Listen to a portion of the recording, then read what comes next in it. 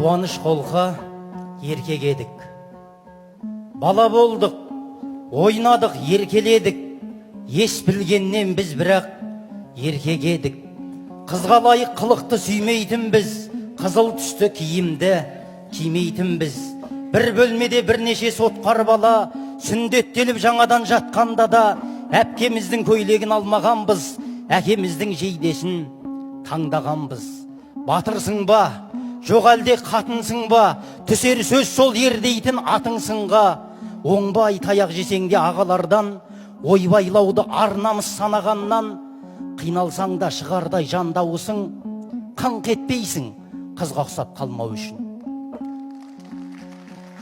Барлығына жігітше шыдап беріп, үйге шағым айтпадық жылап келіп, байқамаса көгерген көзімізден естімейтін ол жайлы өзімізден. Иә, біздер ередік бала күннен, болмысына алайық бола білген. Тереземнің алдында тура қазір бір топ қызбен жарасып бір бала жүр. Соларға ұқсап сыланып боянады, соларға ұқсап бүйірін таянады. Көп қарайды өзіне қол айнадан, қосылмайды ұлдарға доп ойнаған.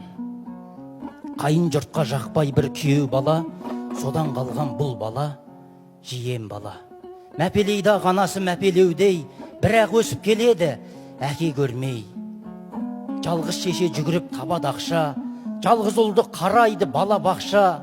Тек осының қинайтын әттегені, ұстаз біткен апай мен әпкелері. Әйел баққан қоғамда ұл баланы, ер мінез бол кімнен үлгі алады.